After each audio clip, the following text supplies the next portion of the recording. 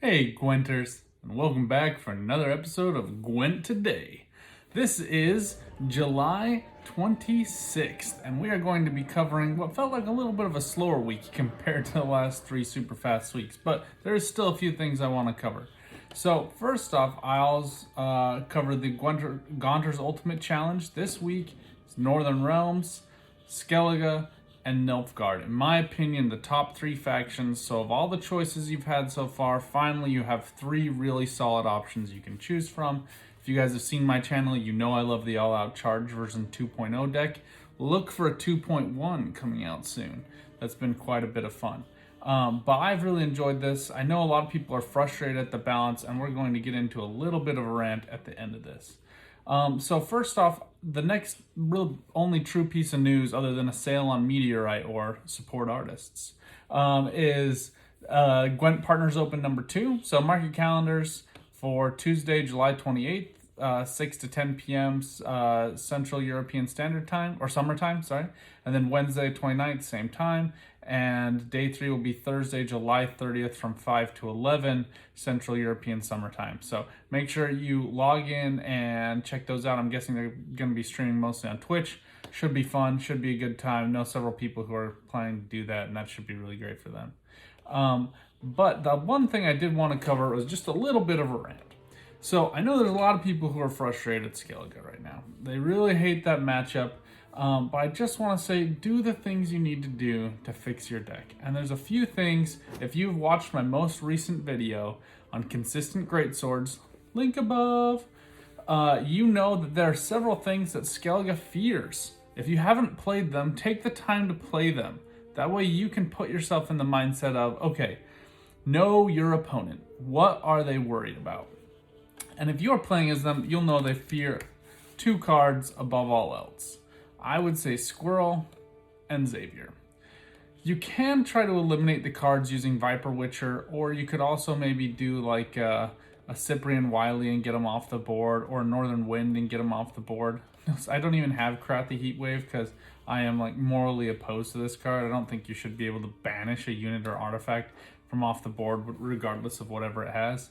And I'm going to get into another card that I really am just morally opposed to as well. But some people argue it creates good balance and thoughtfulness. I just don't agree with that. But you can use any of those cards. But I think, at a minimum, people should have Squirrel in every deck that's not Skellige right now. The one exception I would say would probably be a really strong Nilfgaard Devotion deck. I think Nilfgaard has the next best Devotion package. I've seen some elves with Ethne devotions that's worked pretty well, but Syndicate, Northern Realms, and I think definitely those two are the two decks that you should be adding Squirrel into. There are some upsides to Northern Realms Devotion deck, but they're mostly Bellahoon. So if we look up Devotion cards here, they're going to be mostly on Bellahoon and on your Carrick Marines, which are both feeds into a Skellige point plays, right? Because they're big boosts, so big boosting cards. And then Varaxis, you're always playing him late. Like rarely are you benefiting from this whenever you play a soldier boosted by 1. I think he should be changed personally because he's such a last play to be boost all soldiers on the field by 1, right? Like he's like a king arriving to his army, bringing morale, spreading it to all of the troops. I like that one more. And I would say actually the same thing for Jacques. I think Jacques should have the same twist. I mean, most people that I see aren't even bothering they're adding Jacques into their deck with neutral cards, so he doesn't even ever get to Grandmaster because this is just so meaningless. You just play him late for the spawns in order to get those spawns on Fallen Knight to get the Boom Knights boosting. So anyway, I think that there should be a little bit of work on those. I think the one thing, and I've said this before, that Skellige should be fixed on is great swords. In my opinion, they probably should be a gold card. I think the problem with great swords and dagger are that when you are removing points from your opponent, you are also gaining those same points back. So it is like a double play. And the only other ways you can really do that in this game are by stealing opponents' cards, right? That's the only other like true net bonus play that you can get. I think maybe the only other exception might be like Trident Infantry, but it's a random. And so because it's a random damage, it might hit armor, might hit shield, it might actually hit like a unit that does something to you when it gets damaged. And you also have a boosted unit on your side that is susceptible to resets or to Skellige damages, like through Morkvarg Heart of Terror. So I don't think that's as true a way as pure stealing or those damage. And the stealing cards are truly centered on one faction. And whenever I hear anyone complaining lately, and this is where the rant comes in, about how Skellige is so good and they are just ignoring Nilfgaard, I just point out two things. Number one, tactics. Now, granted, there's a couple tactics in Scoia'tael, but that's meaningless because they have no internal tactic synergy. Those ones are Waylay and Iorveth's Gambit. Why those are tactics and not nature cards, but nature's rebuke is, and you know, they have other removals that are part of the nature alignment, I don't know. Raids are meaningless for Skellige. There's no synergy with any cards with raid, like there's no unit synergy. And there's certainly not a tutor for raids. So it's kind of a cool thing. And obviously, I don't think there's going to be a tutor built for it anytime soon, given how truly strong the faction is. And none of these comments are to say that Skellige is not awesome. I'm just saying that Nilfgaard will always be, at worst, second best because of all of these cards. So first off, Skellen can play them twice. Name a card from any other faction that can play it twice. There's one other card, and that's Forest Protector, where that can play a bronze card from the graveyard. I don't know of any other card other than Mystic Harmony as, Mystic Echo as the actual leader ability. But I don't know of any other cards that allow you to replay specials of the faction-specific special card type.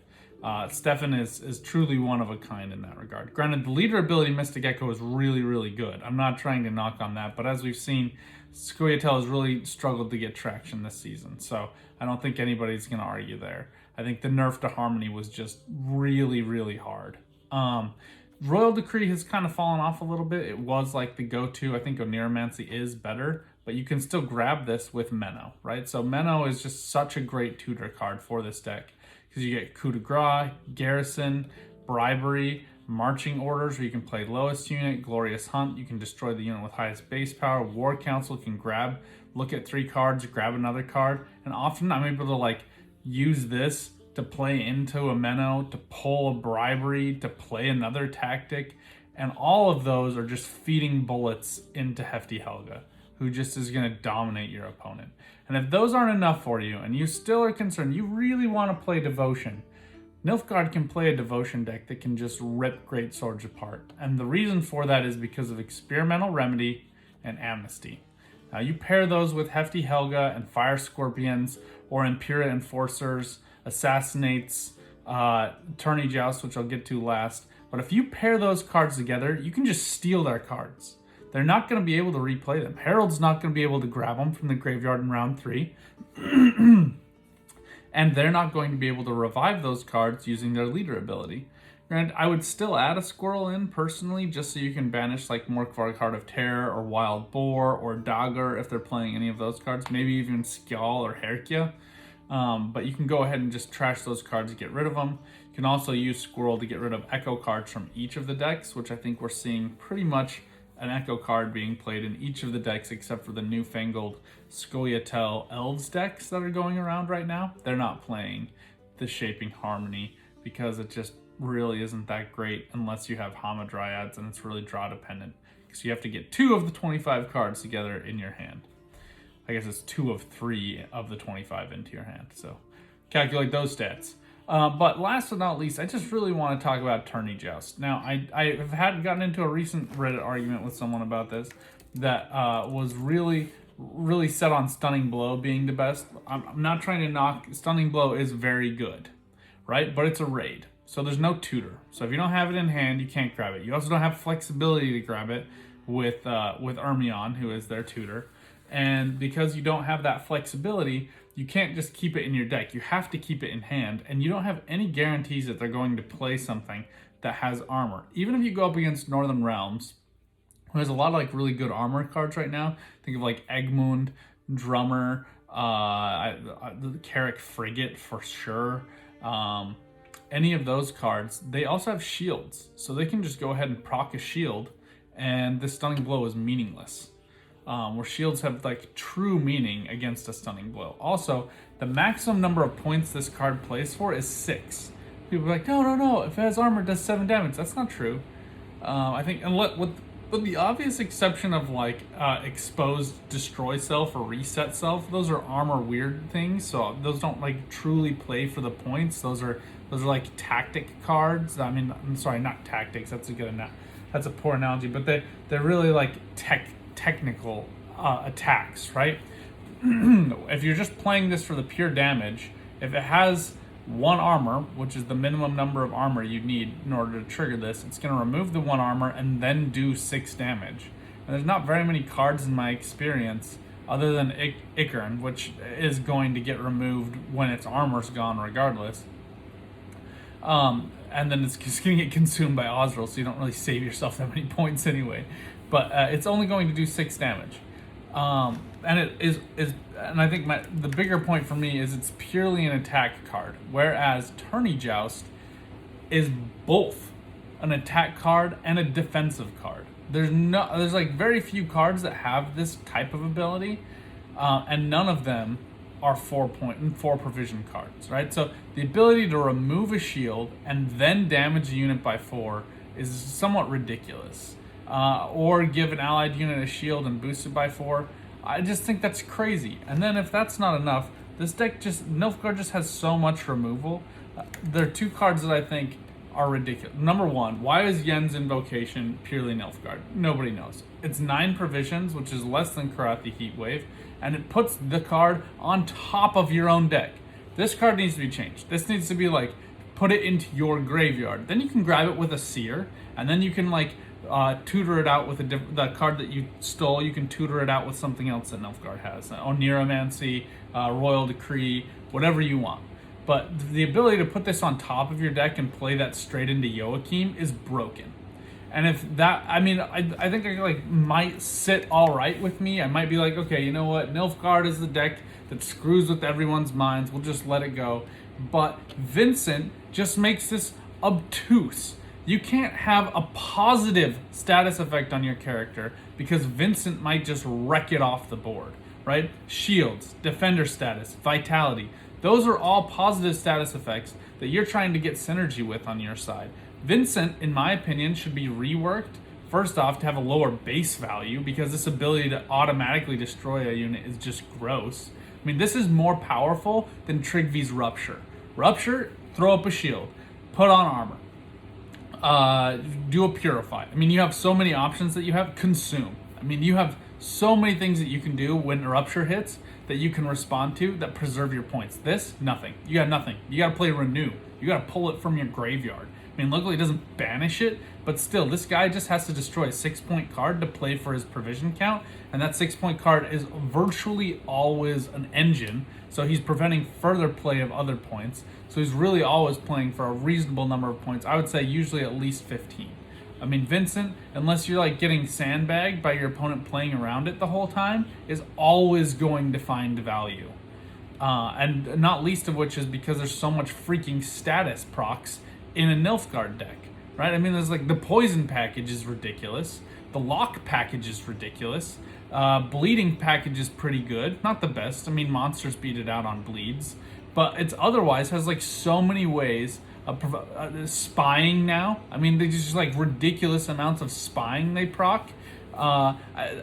This guy plays for way too much value, way too much removal for anybody who plays Nilfgaard ever to complain about Skellige, in my opinion. I know that's not super popular. I know a lot of people are like, oh, just shut up. Skellige is so good. Just look at the rankings. Well, in my opinion, that's because people are stupid, right? People are just like, really don't move my cheese. I'm not adding Squirrel or Xavier to my deck. La la la la la la la la la. Like, if you don't want to conform, if you don't want to shift your decks, if you don't want to think ahead, then go take a break. That's what this game is about. It's about fun times. It's about adding new things. And yeah, there's going to be power creep. That's how mobile games work.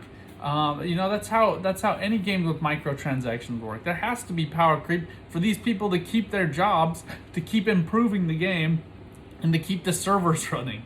So if you don't like that model, go search somewhere else. But this game, probably more than any other I've seen, has the ability to replay cards with the power creep cards so that they're not useless every season. And there are so many accessible cards that you can use to push back against this current meta. So let's take that challenge to heart. Let's push it forward. Let's smack down Skellige and add everything to our deck that we need to smack down the Skellige meta right now on our own. I think it's possible. Again, I think Squirrel will do it for you. There's some other cards you can see, but most of my videos I've been posting have been addressing this specific problem, and honestly, Skellige does not scare me. I would way rather go into a matchup against Skellige than against Nilfgaard. Just tactically speaking, it's easier to beat. I know what they have. They can't steal my stuff. Nilfgaard can. They can't totally wreck my stuff off the board. They just can't. There's no cards in the Skellige faction that can just totally, purely remove a card. It's always a 2-card play. Now, granted, you get the 2-card play with Second Wind, but if you want to spend your leader ability to remove one of my cards, go for it. That's fine.